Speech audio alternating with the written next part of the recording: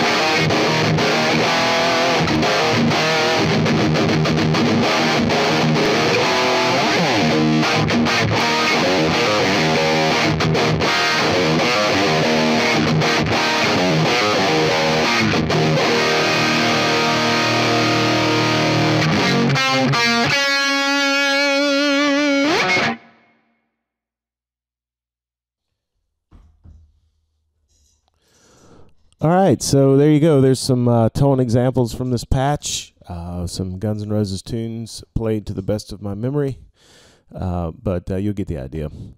So if you like this patch, let me explain how I put it together.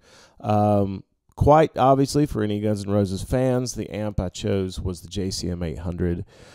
Slash has been known to use several different Marshalls over the years, including 800s, Jubilees. He's had a couple of signature models. There was the famous modded JCM 800 that was used for Appetite. So there's been a lot of different stuff, but the 800 in the Helix is by far the closest to what you want to use if you want to kind of get Slash's tone.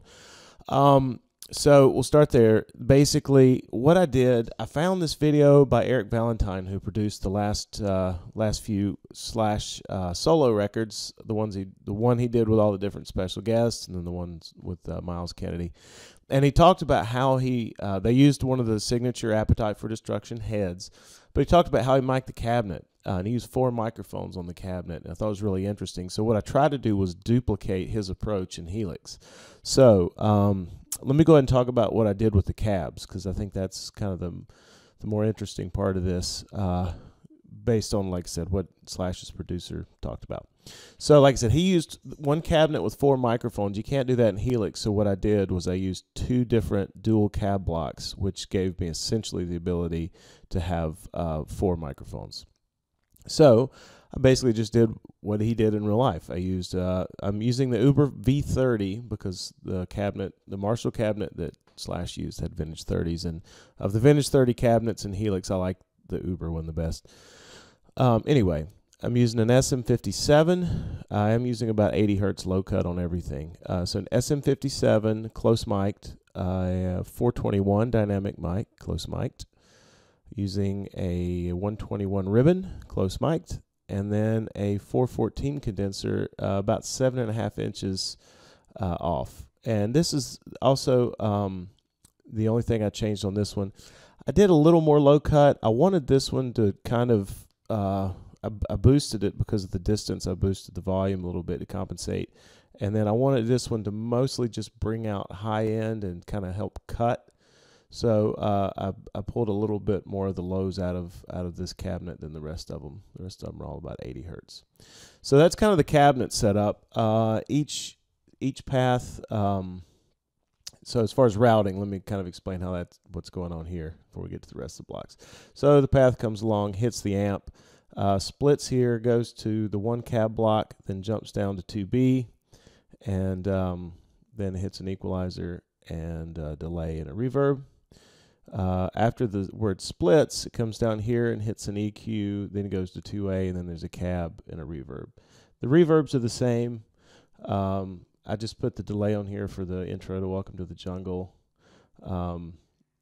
Originally, I used this EQ just to create this path 1A, and then I decided to duplicate the EQ down here. I do realize now, thinking about it, this EQ is sitting in between the amp and the cabinet, whereas this other EQ is sitting after the cabinet for this path. I don't know how big a difference that's going to make sonically, but if you download this patch and want to switch it around and try moving this EQ up here, that'll make them more even, I guess, but probably not going to be earth-shattering.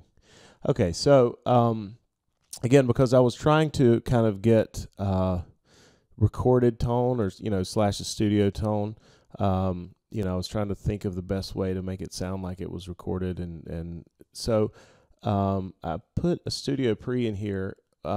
Partially I got the idea from watching that video I've been referencing, and also I watched recently one of the videos from Scott at the Helix channel, and he was working on a patch that somebody sent him, and he started experimenting with putting a studio pre in front of an amp just to kind of boost it a little bit. So that seemed to work pretty well. I thought I'd try it. It's boosting the gain a little bit. I went ahead and cut the low a little bit. Just anything under 80 hertz I just don't want. So it's probably redundant because I'm cutting on the cabs and this, but anyway. But this isn't a night and day difference. You can take the pre out and it won't make that big a difference, but it just adds a little something to it. On these EQs, I'm boosting a little bit at 500 hertz and then 8 and 16K, kind of give it some top end sizzle. This delay is just a simple delay, 364 milliseconds. Just kind of sounded right for jungle. Just a basic plate reverb. Okay, coming back up here in front of the amp and in front of the mic pre, I used the Timmy to basically give it a little more attack. You can see the gain's kind of low, about 3.3. So this isn't really, it is driving the amp a little bit. It is adding a little bit of gain, but I'm primarily using this. I liked it. It just added a little more aggression and attack to the tone when you hit the string. So that's really why I included this. It wasn't that I felt the amp needed more gain, because actually I have the drive down, kind of low, and then the master up pretty high. So I mean, there was more gain to be had on the amp. Like I said, this was kind of more of a. I just kind of liked how the feel and attack that this added. I didn't use this in the example, but just a wah, just kind of standard stuff. This pitch, I use this to add an octave below for the solo of Paradise City, the first half of it anyway. And I think he's using like a sub-octave fuzz or something like that, but it was easy enough just to throw this on there. So that's why that's there. Other than that, I don't think you would ever need to use it again for anything Slash does. But anyway, that's the patch. Let me know what you think. Download it, give it a try. Make it your own. I don't generally do a lot of artist presets. I've kind of always been of the school of thought that I've just wanted to try to find my sound. And what I mean by that is just the tone that resonates with me and how I like the guitar to sound. So I've never been one to spend a whole lot of time trying to just nail like somebody else's tone. So I feel like there's others that are probably more qualified at getting all the nuances right. But, I just try to get this in the ballpark of what Slash would sound like. So take it for what it is. I hope it's useful to some folks out there. Let me know if you like it and enjoy it. If it's helpful, let me know. Please, as always, like, subscribe, comment, all that good stuff. Give me some feedback. Let me know what you think about this. And as always, again, thanks for checking it out, and we'll see you next time.